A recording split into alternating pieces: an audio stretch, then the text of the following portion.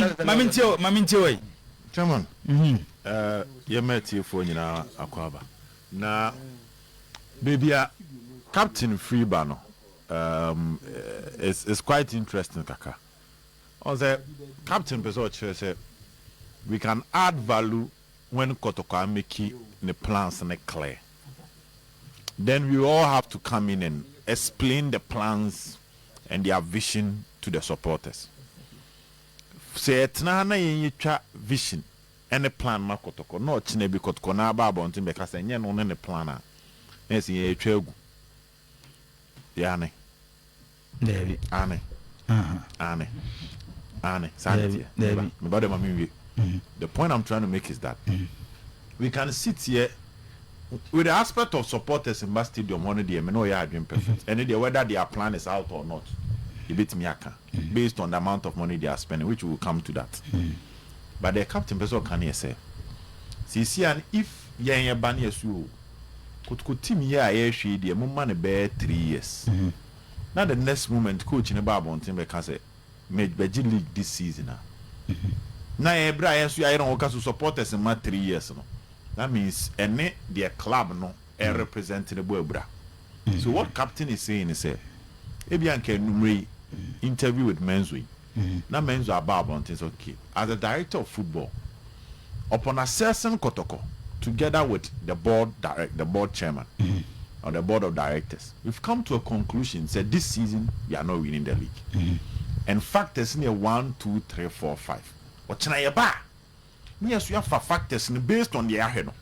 We are convincing supporters that the independent can no correct. Factors you obobo so enye rodo rather sem because me meti hey me free car say Kotoko this season league je no enim komonum no enye ne makama man for kra ablast me say why am I being negative just by saying say me hu ni say afi Kotoko but the year central for yetna Chelsea for ma bontin me kasai Aletumado for me kasai meba Barcelona Emma bontin me kasai ba wonim say yetna ha e discuss this teams enyo momo ye obi timi tie kase enu ntim pese me ko ha Aletumado me pese me ko we are in common assistant currently you are talking about supporters in Bas Stadium and I'm saying supporters in Bas Stadium there I don't need Kotoko to tell me say the plan in here and Makache Kotoko tennis on Bas Stadium and you know what I'm saying we will come to convincing the supporters to come to the stadium. The captain can analyzing the target of Kotoko to eliminate pressure. And I'm saying me before say Kotoko be kasa, me kasa this season based on the na me nim say ebetimi asi no. Me expect Kotoko league je. I'm not forcing me negative. I don't know, may predict doom. That is review. So you explain it. So now this is a view. But say Kotoko na ba ebe kan now me view no be hold water David meba now me view no be hold water I be move from a view to explaining the position of the club. Therefore I will be communicating for the club. Kotoko betin ba say ye say league but also as a journalist betin hear the strength of the team, then you move work the other way so we feel so much in league. They will cannot you they are not captain can you say yeah what club na man communicating the plans and vision. That is what captain is saying, you know. That is different from analysis. Kotoko say minji liga fee. Then I'll come here and tell you, say, okay, before season, I'm 7 players starting my Kotoko. I'm a contract you. If you lose these players, the strength of your team will come down. Into the Kotoko can no correct. I want a captain free ban. For instance, me view the entire Monsieur Obianya but Trema Kotoko ni. Number 1, if you lose Kamara, if you lose Samba, if you lose Ablo, you lose Henry Ansu, Saul Lusu Lord Amwa because of injury, your defensive setup will go no. As to say shadow one shadow a good. And from that angle, I will boldly tell every Kotoko fan say Nyabotre because Kamara and the started. Lord Amwa and the right back. Samba ne Ansu and Ablo. O checking minutes are Kotoko defenders boy omo nyina akọ meaning that in the Kotoko defense I can't just one player in Patrick Esiedu.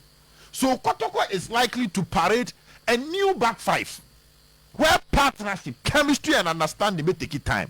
Based on that, I can tell a Kotoko fan saying Yabotre. But I don't care Kotoko say there be upon all those analysis on who league no person. The fans will listen to club no position so no league no person. But anything say club ne kasa we are. Then we will also come in and say that listen, what the club is saying is true. Because they be our fans, they told the direction of the club. You can be an analyst, you can explain. But when it comes to communication, they take the direction of the club instead of your analysis. Many captain Yarding, the club should come out and say something. They should communicate their plans. The club is news is different from. We are talking about a specific news. Emma project is different from the plans and the target of the club. News and Yama transfer transfer automatically. You will let me tell you something. I once engaged one journalist, time and I'm PR. Say as a Kotoko player, more hype players now say hey. Now when I mean Kotoko to player makers on yadi. You me di matem. There be player ne buy you never hype ni bi. Oba no anyadi say player na anyadi. But some makers a player obey nyadi. Na so be yadi stadium kra ntimi si ho. What we say na humanity. So the point is automatically player no Kotoko signing no say 2 goals are. The obia be kai or yadi and the hype will start. Once the hype starts, expectation rising. Expectation rising, performance and meet expectation, pressure them. It's another make as a project aboard ya start your muye. My point is very simple. Sadiana Kotoko Penini Biaba or to top players are not hype na started. Wait your best 10 goals, we best 20. League near Jerry. Most about 1, 2, 3 matches and course up. Other things or Penini and most were giant.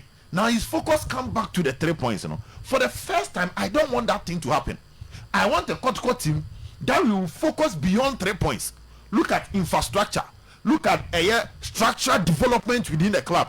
So even when performance in Koyimpona, supporters are looking at the bigger picture and they are still with the club. And for that thing to happen, we need Kotoko to state their position. Say, for the next 2 years, Jibo, Mr. Kotoko team never down. If you are being frank with ourselves, Kotoko team no money 2 years to cry now, won't care you. Because team no 19 players in every Kotoko team no. 19 players that were registered last season will not be registered this season. It be a contract, it be an injury, it be a termination.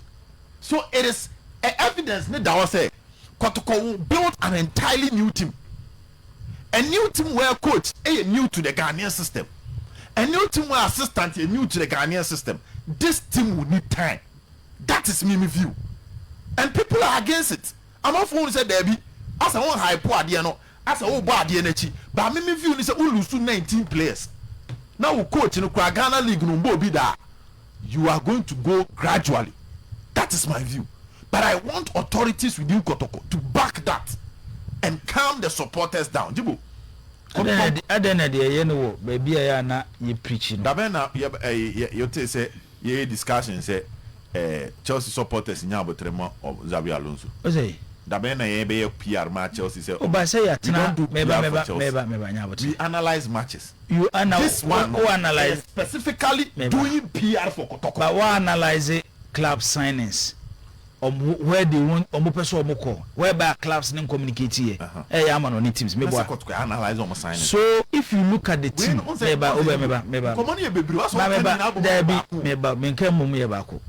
say I see a man say yeah Juma as your duty is to search for news and deliver the news. So to the mention say Kotoko ye omajuma osun central ni wo ye ojuma. So to the mention say to say the baby elsewhere baby no. How many times and are you here for Intino Perez or Real Madrid? I am telling you, say, me have been on both sides. And you be beyond you Europe, Ghana. But you the American cry say. The point I'm trying to make is not say, me can't say Obi per Kotoko news. The conversation is not about Kotoko news. The conversation is the leadership should set the tone of patience and only the air count. Kotoko news they do be how many times I met Nagas Kotoko news ba. And then no mama training video. This is news. We are not talking about the Kotoko news. We are talking about the fact that yem pese Kotoko team be startable. Maybe a first match DBB draw. And now the unquestioned to the Kotoko lose. Once the papa be aboard ni ye biano. Na pressure be aboard musu na fe no. I said, I just see attention sound come back to the 3 points conversation. I want to be free bar.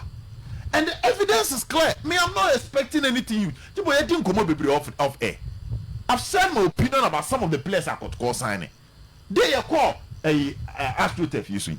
Even the 13 alignment, 13 old players here could keep me. Some of them are still have not convinced me that they deserve to play for Kotoko. It's maybe I'm free bar. Analyze it and talk about it. But the American say, TMU. Make I say maybe any discussion bina. Obviously United PR Ukraine income. And I'm saying hey, on the season in so the season ticket holders, it me fail stands bear 5. Got only season ticket holders. So almost style of communicating different from her. Yeah, and I saw with Tiaman and Nipa Naba. Omono, unyan Tiam Kran, almost season ticket holders. As I'm conform, season in our top match BR. And the angle of saying things to draw the fans to the stadium is not your problem. Yeah, and it was our problem, no? And you need to come down to the people's level and find ways of convincing them. And you confirm Madrid say Madrid for Florentino Perez and Casa. Florentino Perez no on other Casa critical issues. But honey, a Casa crowd the Pekwa a better Domaba Stadium. And the choir Dominiba Stadium at the actual Messaba. We are seeing teams going to relegation elsewhere. But almost culture and say they accept that it belongs to them and they even come back to the stadium. Yeah, Hananya Sanya the TT supporters no. Yeah, first had you not to Tiomo. Into the American yes, I mean can't see Ross Brown. And met no Irepa. And I mean can't see Ross Brown. And what training station. They say Kotoko should just give us a policy direction. And maybe the NSA say the best thing that will help this board is to call for patience. All of us are ready to explain why they deserve that patience. Sending every Kotoko fan media to. That is what some of us we are ready to do that on any platform available. But there can some penny for Nameka. Near Jato or Sana. South far from there, Babetta Hono. You remember one match of a buyer. Born and your mommy and son will lose draw. And be a first match in Nkoyi. One here project now building in pressure bebaso. And some pressure on the bar. At the papa now, both and I won't say which we don't want that to happen to the board. Look at the amount of money they are investing. This is huge. This is beautiful. They need time, they need patience. And to talk about it. And to talk about it. You have a lot of followers. How many times do I say this? I say this every day. But what I'm saying is, if you become a team, if you become a conscious agenda, you project it, whether the fans like it or not, most of them will consume it. As I say, a conscious agenda. And they are tenacity. Me as say, in film media, yempe kwembia, yebema supporters no, enya abotrama ye. Ni fancy shase. And if you want to explain why this board need more than 2 years, and if any paper stadium level, we need to start from the basis. Response. Line so na yene etie for ni achofo enkwani komo. It should be a team. It should be a conscious agenda. Ye pushy. Without it, Obetia Fenko Captain Siasia Kumiasechi. Captain. Yes, sir. Ora James Osei Brown, board chairman, Edema Asante Kotoko, and director of football, Menzo Akasa. Manager, Mr. James Osei Brown, supporters be na Omontene Casa, them and for the first time, I think Yati, they who saw me release his next name, money and tea, but then now Yati. Then they will be, and of course, and I think that you spoken well. The Casa don't so day. Oh, yeah, a player now to I think that you feel to be part of that family now, or more twice on be able to put it together now. So it only encourages you to work hard. Yes, because there's a bit of a pressure because Nanka Ufisaka Kumasi, yes, I know you place Nibia from maybe Amanka Modianka, some of you are Mona Mokwa, but still no, Edmano Emma and we.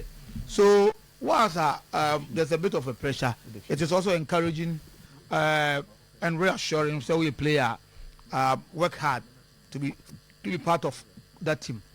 You don't play big team for nothing. Because we are a player, big team, you go sit down and relax and do how you train ball. There's a responsibility. We a player and as a big team, so it comes with other responsibilities. So those years are now the Pokuntis, the Joe Kennedy, Poko Free, and then Bokotoko, they will tell you. And them are normally different from others. I think recent players, they are not doing a lot. They are not doing enough to get to that level. That's why Team Biana, other teams, Team Kotoko, no Roku shoulders, now omo HR formers, So they want to take the Kotoko to that glory days now. Not say, you're Kotoko near. You know why you are a Kotoko player. Yeah. You not just go there, add up to the numbers. And that's where they want to go. So yes, that challenge, that pressure, I understand it. But for example, the team had planned earlier on to travel outside, but it comes back to time. That's why I was in America say some extra or more say late, because if they had started earlier, some more prepared to go outside. But then you team from one call. You team from one corner. You had Accra. Accra near the Boko, you won't go any other hotel, but hotel a year a bit fitted the status of a South African hotel, Dubai hotel, or whatever hotel I'm going to. So in their minds, no, or more mount that level say you're gonna have here.